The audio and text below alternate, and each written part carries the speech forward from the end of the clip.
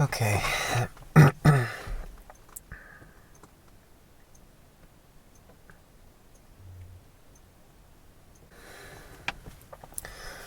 So I'm hoping to explain some of this. And I'm not sure that I'm going to get to the bottom of it. Because I think at the end of the day, it's a mystery.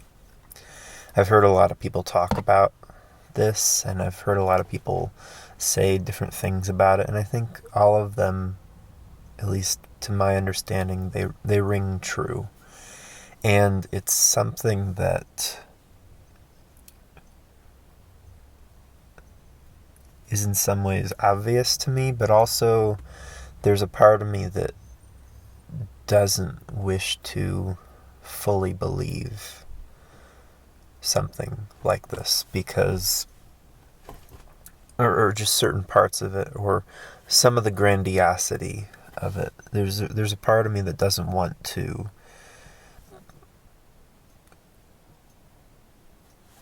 aggrandize it too much, because I think on one hand, it's just normal, and on another hand, we're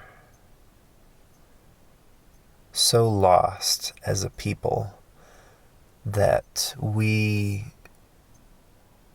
don't understand the most basic part of ourselves. We don't understand the most basic spirit, which we all have.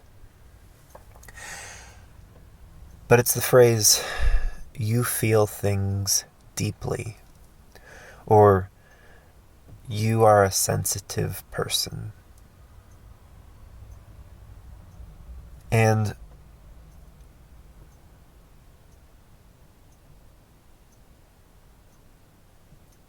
let's just sit with that for a moment.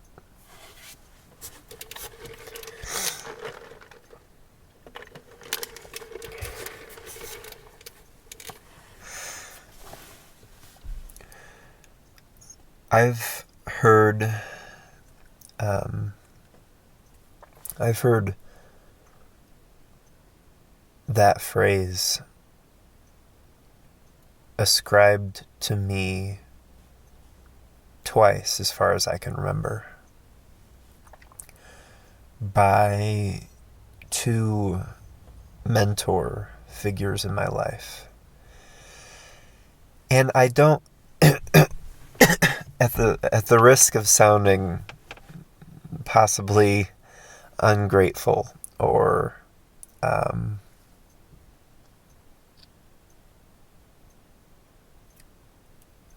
the risk of saying, no, I don't understand that, or what do you mean? At the risk of trivializing that phrase, you feel things deeply, I just want to pause for a moment and say,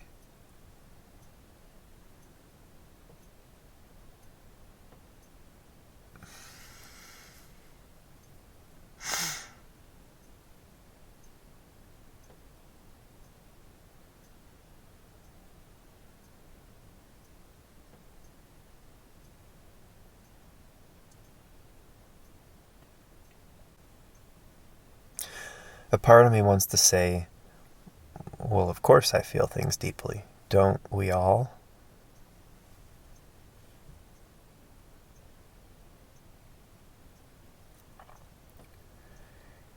I haven't met a single person who doesn't feel things deeply.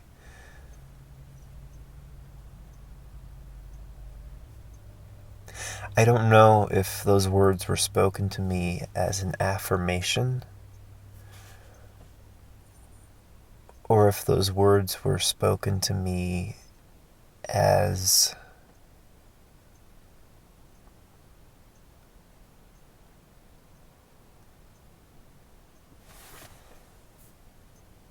as words that help to come to an understanding.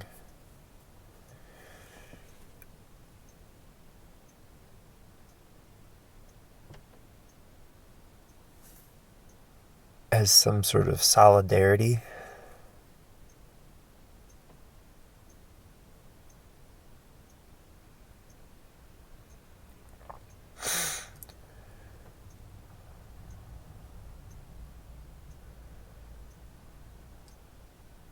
I'm thinking about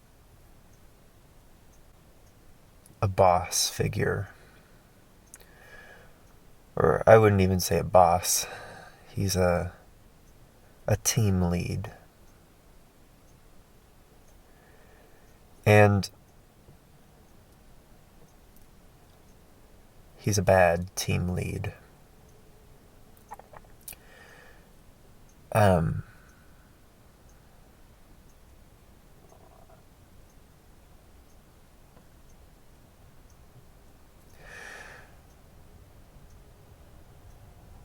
And part of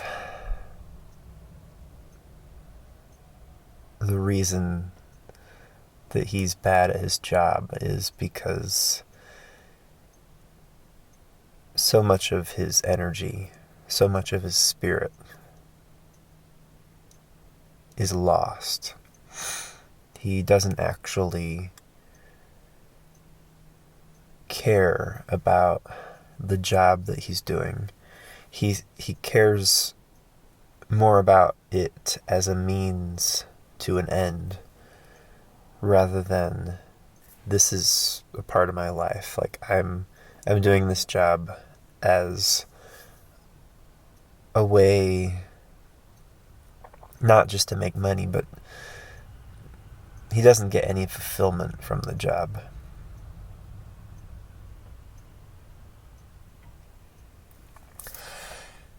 And I think at first glance, sometimes it's easy to say he doesn't feel things deeply. But I think that the truth is that he does. Like I've heard him describe certain things. I've heard him talk about the news, and I've heard him talk about what he wants to do 10 years from now. And he feels things deeply. He wants something out of this life. He wants something more that he is unable to find.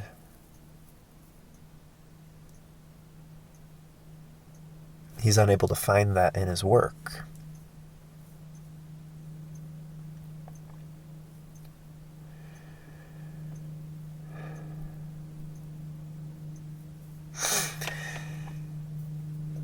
I think back on my childhood, and I think about standing in my grandma's backyard with a balloon filled with helium. And I don't remember exactly what happened for me to let the balloon go. Or even if I did let the balloon go. I'm pretty sure I remember letting it go. I was so afraid of losing that balloon. And when I finally, I don't know, I just remember seeing it drift off into the sky. And me being unable to get it back.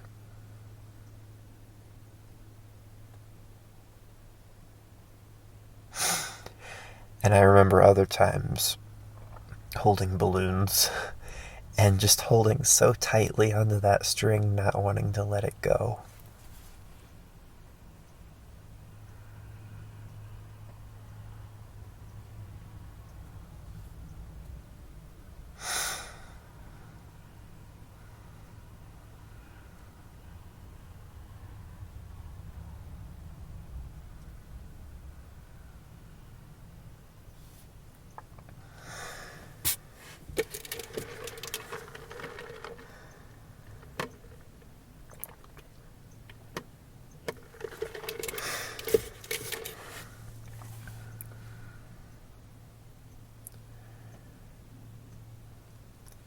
I've also,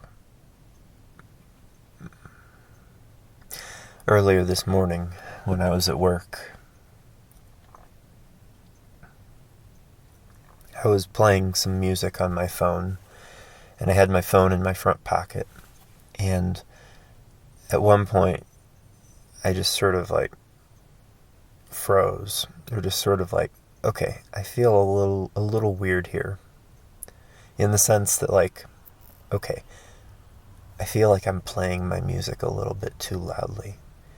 What if someone asked to, like, interrupt me and, like, say, like, hey, or, like, I'm focusing on my music, I'm not focusing in on my surroundings. Like, even though, like, my music is playing out to everyone, I guess just to everyone in the vicinity, I felt like I was being rude. And no one was around. But, I mean, someone could have been around. And that also got me thinking, and I think about this quite often, just about the atmosphere that a business wishes to create, or the atmosphere that a place or a business, like, wishes to create.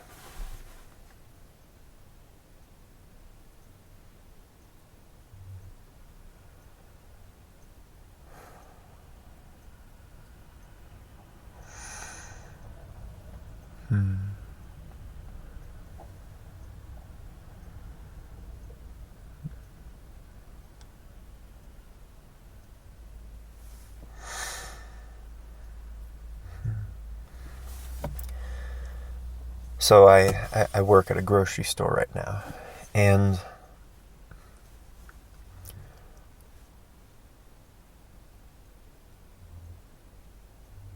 I think a lot about the music that plays at the grocery store.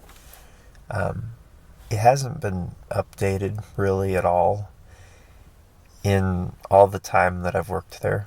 They haven't mixed it up for the holidays yet. They didn't change it for Halloween.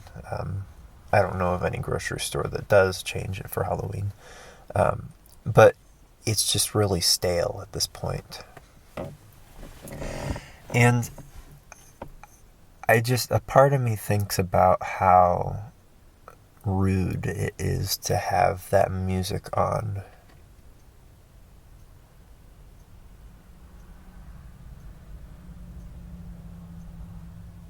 Or I find it kind of rude.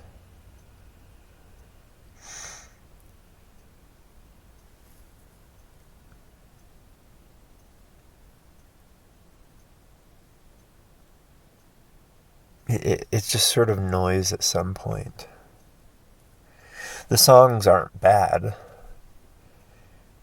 It's not like...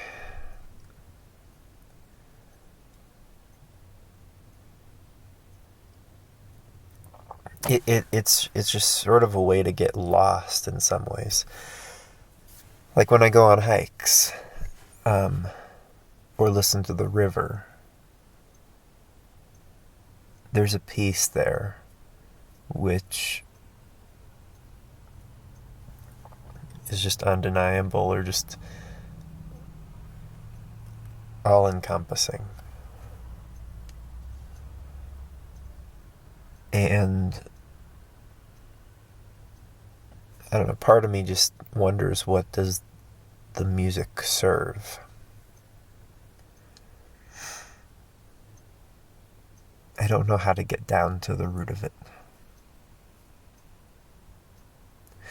But, I don't know, it's distracting.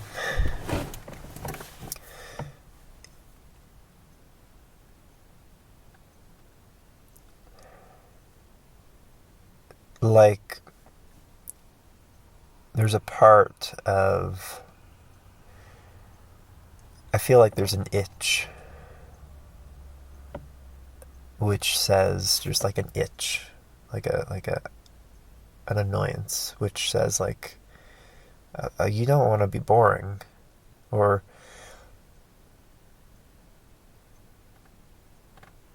you like, don't be still. Um,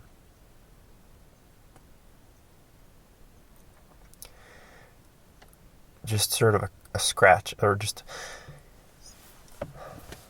the silence annoys some people. I mean, it probably annoys me more than I am willing to admit. Or just, I've found my ways to distract myself. But, like, true peace is found in the silence, and being silent within oneself, but then also being able to reach out as well as allow oneself to be reached out toward, and then to embrace hands with that reaching out.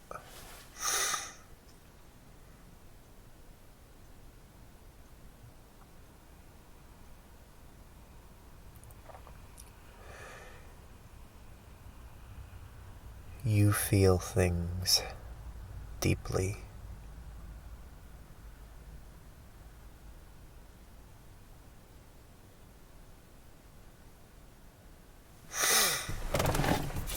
I think about different smells that trigger memories, or just trigger sounds a little bit mechanical. But I recently got some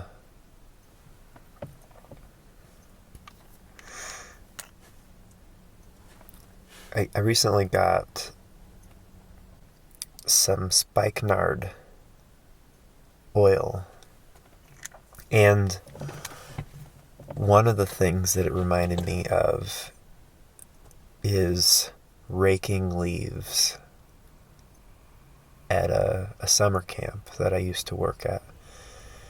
And behind the office of this summer camp, there was this old concrete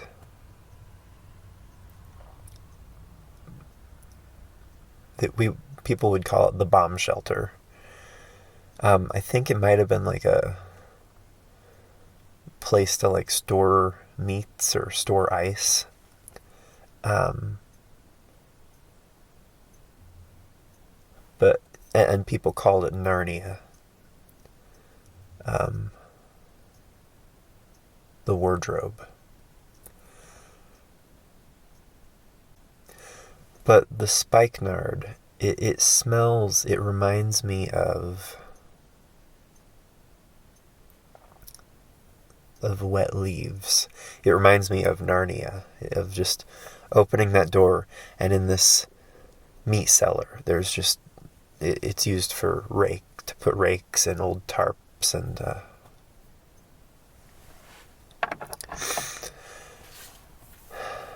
foliage, dying foliage. There's also, and I attribute it with the laundry room at this summer camp, as well as the beach. There's also another smell. It doesn't remind me of the spikenard, but I've smelled it before in other places, but just sort of this wet, woodsy smell.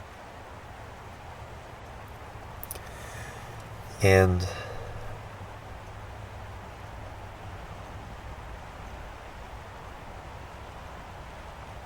that youthfulness, I guess, or just it reminds me of being 15 years old again. Or just the innocence of summer camp. Just, yeah.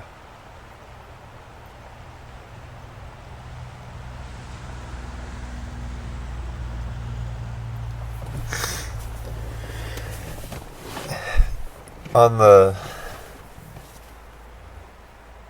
subject of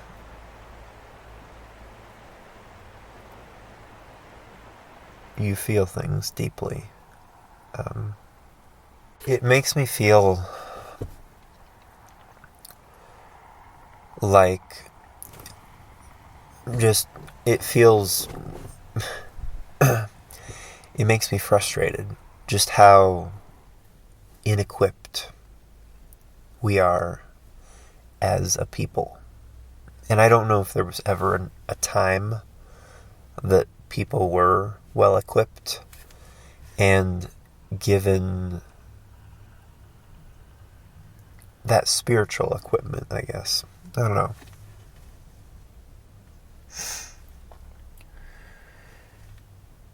Or just a spiritual understanding of one's self. Because just so often, I mean, I guess it goes back to that "you feel things deeply" phrase. That affirmation, or that piece of binding spirit. All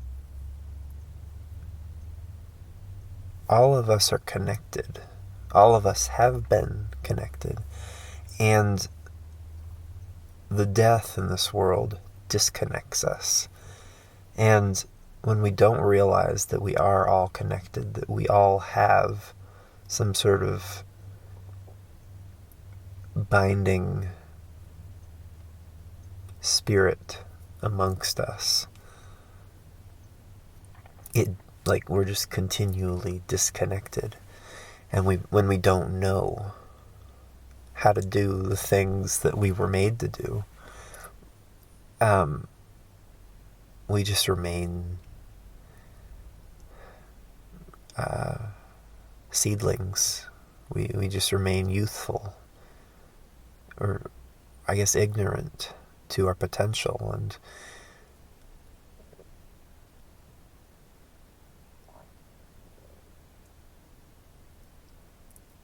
the world, or at least the culture that we live in, the things that past generations have cultivated for the generation that we are living in now, the generations that are alive right now, the things that have been cultivated don't cultivate the spirit, and really they just enslave the spirit to the tragedy of modern life.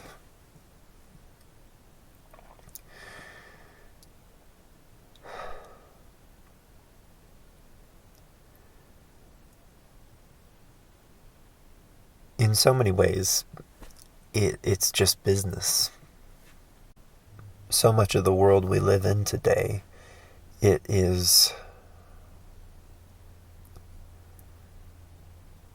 serves a function rather than here's a role that you play in being a part of the town that you are a part of.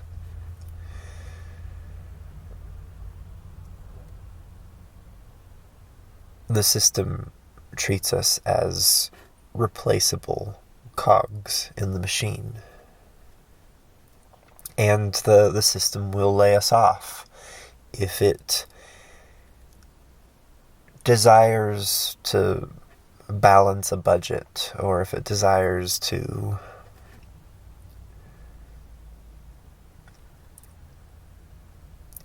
be economic in its faculties. I don't know.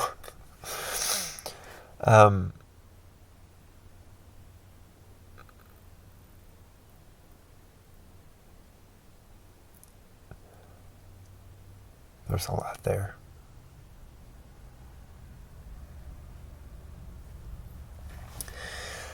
Another part of me, when I hear "you feel things deeply," is, oh, all of my feelings are buried underneath all of this other stuff. And no one's given me the opportunity to dig up my feelings and share them.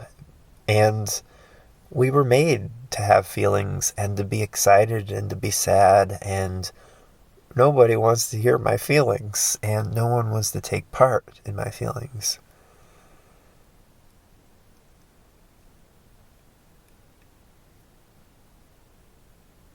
It's really fun when you can talk to someone and they mirror what you have, like your feelings. They mirror with you. And not everyone will do that. And it's easy to get lost, at least for me, in that, like, wow, there's a lot there. Just like, I was talking about this, talking about that. One thing leads to this, one thing leads to that. Conversation spins around this certain subject. Sometimes it goes on to different things, and sometimes it goes on to that other thing, and it's kind of hard for us to keep a balance or circle around one topic. But I feel like so often feelings get buried beneath a tyrant's macro feelings. Or I guess I picture a workplace or a country, and I think of the macro story at work, or the meta-narrative at work, and I think about how that affects the country and how that affects the people in the country. And I think about how there's this overarching narrative taking place that we're all taking part in by even believing that it's taking place. When that macro narrative takes over, then suddenly the quiet story between two individuals gets blotted out, and it's easy then for there to have division.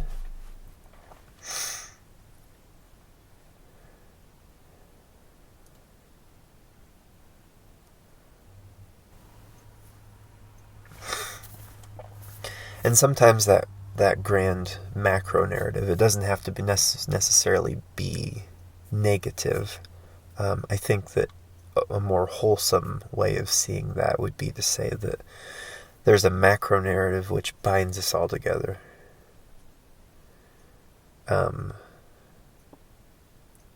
We are bound by our shared humanity, by the same image that we all bear. And that when we understand that, we can better talk about the personal.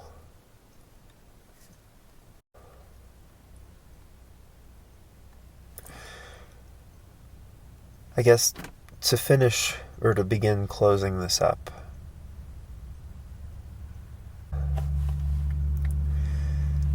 I think about how easy it is to be disbelonged by people. How easy it is to be disbelonged or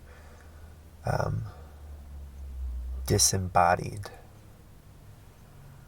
or exiled in a workplace. I think about how in so many ways, if you don't fight to make yourself belong, then you're not going to belong. When the reality should be like, no, you belong. Let yourself be.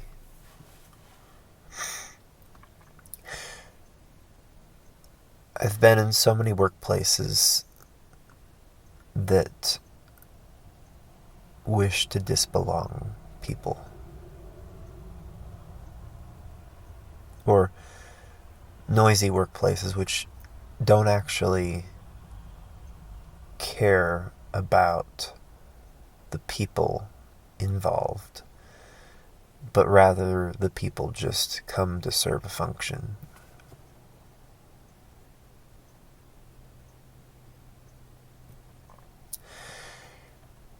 And I think what needs to change in the world, and what needs to change in the lives that we lead in the workplace, is that the work needs to be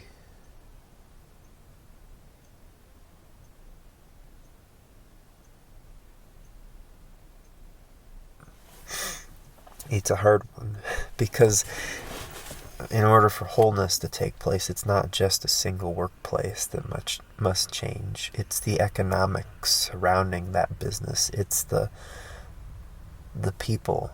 If all people aren't whole, then how can anyone be whole?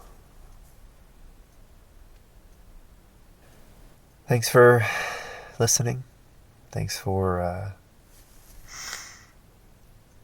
being a part of this. I hope that you found something that you can reflect on or relate to in this, and I